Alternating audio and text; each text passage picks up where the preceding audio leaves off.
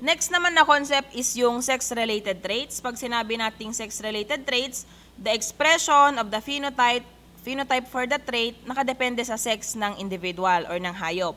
So meron tayong tatlong klase, sex-linked, sex-influenced, and sex-limited. Pag sinabi nating sex-linked, yung gene na nagko-control sa expression ng trait na yon ay na makikita sa sex chromosome. Di ba nga sabi natin, pag sinabing linked, located. So, ibig sabihin, the gene controlling the expression of the trait is located in the sex chromosome. So, ang usual example ay feather sexing, color sexing, and autosexing sa manok. Kung napansin na ninyo, if na-try na ninyong mag-distinguish ng male chicks from female chicks, ang mechanisms of inheritance ng mga traits na ino-observe ninyo during sexing is sex link or sex linkage. Ito, sex link traits yung mga yon. So kahit nangasaon, adati makita mga traits ni female lang ti pakakitaam. Kaya sex link ngamin dayay. We will have an example a little later. Next, sex influence naman, traits for which expression depends on the sex of the individual. This means, pareho sila ng genotype, yung male and female. Male and female, they have the same genotype but different phenotype. Nakuha?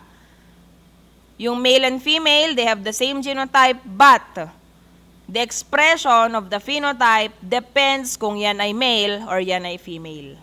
So yan, genes for sex-influenced traits are carried in the autosomes. And ang example, presence of horns in sheep. Dito naman sa sex-limited traits, pag sinabing sex-limited traits, ang trait ay makikita, ang trait or ang phenotype ay makikita lang sa isang sex. As example, milk production. Siyempre, females lang nagpo-produce ng milk.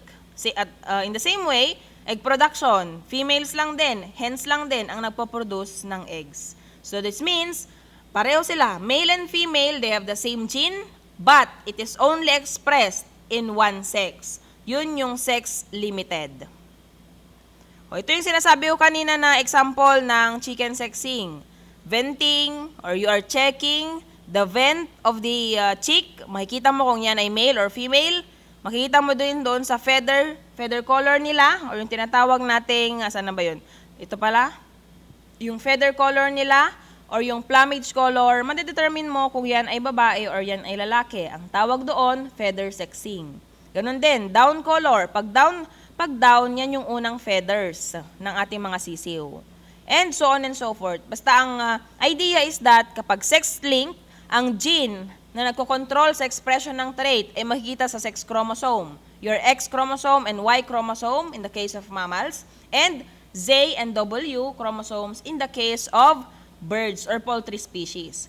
Kapag sex influence naman ang trait, ibig sabihin, pareho silang genotype pero magkaiba lang ng expression. Para mas maintindihan nyo, ang example sa tao ay yung pattern baldness. Yung babae at lalaki, halimbawa may may isang babae and may isang lalaki. Pareho sila ng genotype. Pareho silang mayroong pattern baldness. But the expression is different. Okay? Iba yung pattern ng pagkakalbo sa lalaki at iba yung pattern ng pagkakalbo sa babae.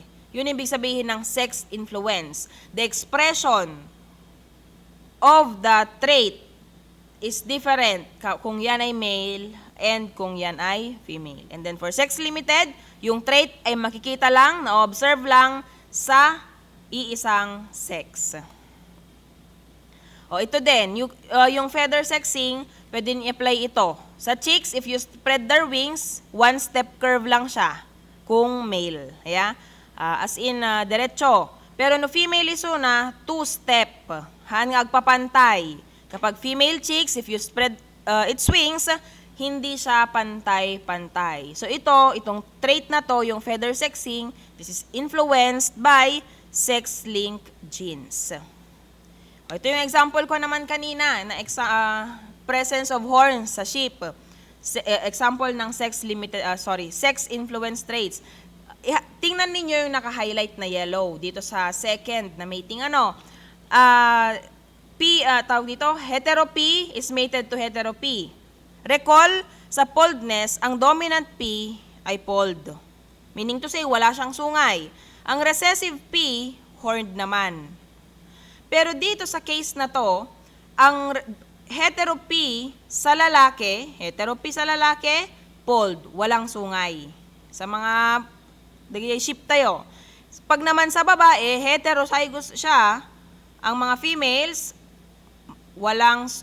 ang poled, walang sungay, ang horned, merong sungay. Uulitin ko, pag sex-influenced trait, yung expression ng phenotype or ng trait ay magkaiba sa male and female. Both of them express, but the pattern is different. Tingnan natin, hetero, sa lalaki, poled. Pero hetero sa babae, walang sungay or horned. Okay? Kaya siya different from Mendel kasi sabi ni Mendel, law of dominance. Dominant P, the presence of dominant P will produce the dominant phenotype. But in this case, sa babae, the presence of the dominant P did not produce the expected dominant phenotype. But rather, horned ang phenotype na na-express.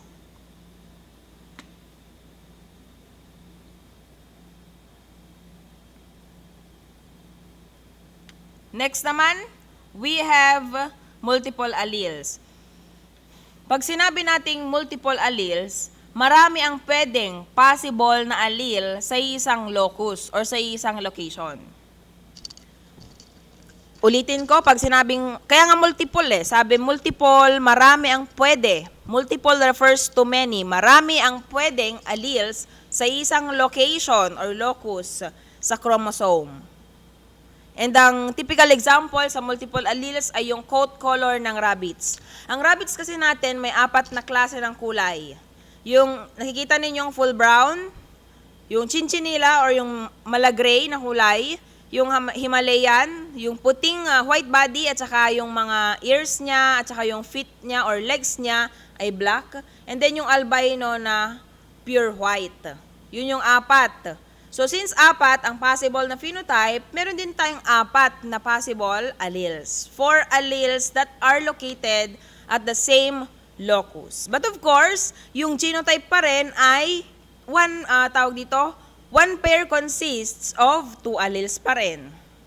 Kasi syempre, diploid ang ating rabbit. So, makikita natin dito, ang 4 na alleles ay, we have here capital C.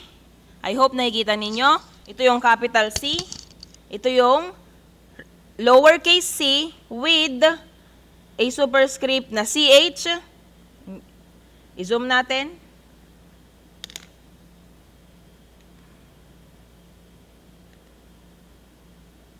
Okay, let's zoom. O yan, mas maganda na natingnan. Babalik. O, check natin. Ito, we have here capital C. That's 1 allele already. Next, lowercase c with a lowercase ch na superscript. Another allele, pangatlong allele. Lowercase c with a lowercase h na superscript. And the last allele, the 4th allele is lowercase c. Yan yung 4 na alleles na pwedeng makita sa isang location sa chromosome. Pero yung sinabi ko kanina, na yung genotypes pa rin, even if there are 4 alleles that are possible to be located sa isang location, ay yung isang pair consist of 2 alleles pa rin. So, halimbawa, dominant C or capital C, pair mo with capital C, ang mapoproduce na phenotype ay full color or brown.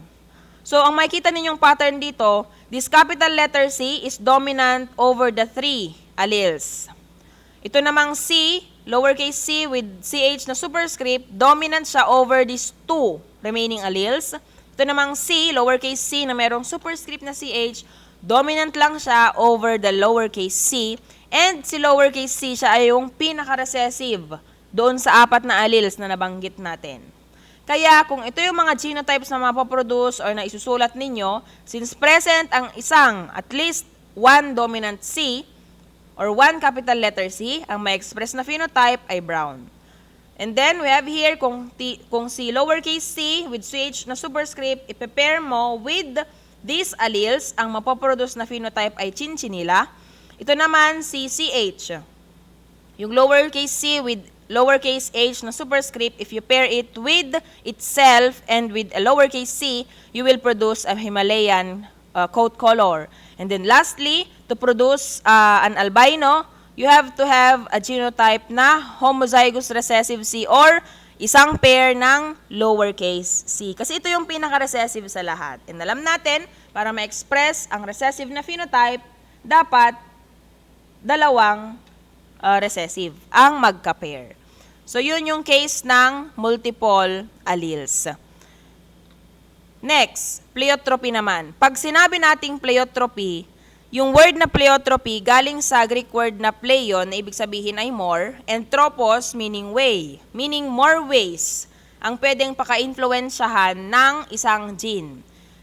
Di ba usually nga kasi, sinusulat natin na, ang usual na example natin is yung isang gene codes for one trait. Halimbawa, usually sinusulat natin, gene A codes for ear orientation.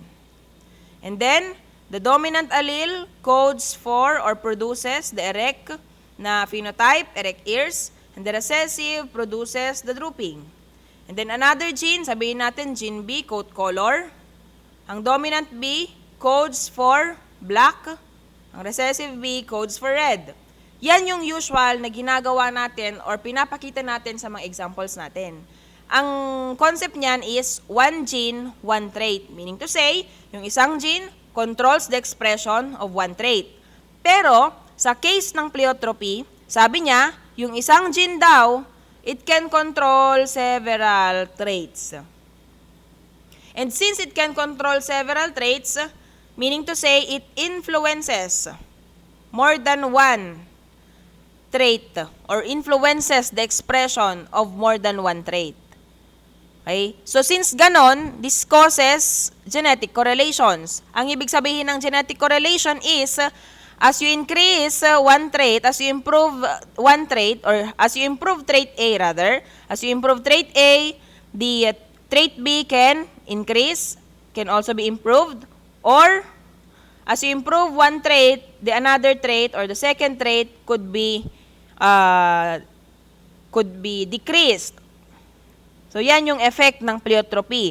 Maganda kung directly related sila, positively correlated, yung dalawang alleles, yung dalawang traits na ini-improve mo. Kasi, you are hitting two birds at a time with one stone, no? Pero dito, kung negatively correlated ang dalawang traits, mahirapan kang ma-improve silang pareho at the same time. Ang example nito ay, para mas ma-appreciate ninyo, ang halimbawa is body weight. Body weight na trait at saka egg production. Itong dalawang traits na to ay controlled by one gene. May isang gene na nagko-control ng body weight at egg production. Ngayon, gusto mong pa-increasein, i-improve ang egg production. Tapos gusto mo rin i-improve ang body weight or increase ang body weight. Hindi pwede. You cannot improve the two at the same time because these two traits are negatively correlated. So that means if you want to increase egg production, you expect na hindi malaki yung kanyang body size or hindi large yung kanyang body size. And at the same time, kung gusto mong i-improve yung body weight, increase ang body weight, you expect na mababa yung kanyang egg production. Yun yung effect ng pleiotropy. Next, proceed tayo. Variable expressivity.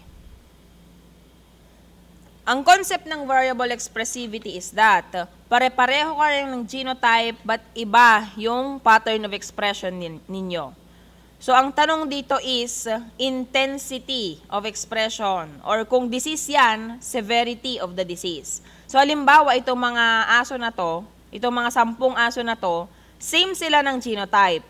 Pero, makikita naman ninyo, obviously, magkakaiba sila ng phenotype na ine-express. Nakuha. Same sila ng phenotype, pero magkakaiba sila ng phenotype na ine-express. Halimbawa dito, kung sabihin natin sakit ang pinag-uusapan, itong mga darker colors, nasa ICU na, Yung mga lighter colors na ito, this one, this, and this, sabihin natin 50-50, and yung mga mas lighter pa na kulay, sila yung mga pwede pa yung first aid.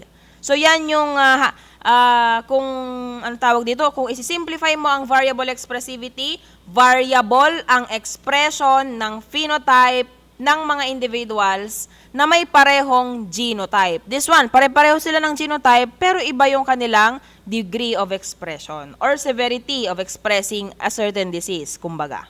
So, yun lang yung variable expressivity. And ang halimbawa niyan is snorter dwarfism. Ibig sabihin nito, pag sinabing dwarf, di ba, maliliit, very small na animals which die soon after birth. Yan. So, na-express ito, variable yung expression ng snorter dwarfism.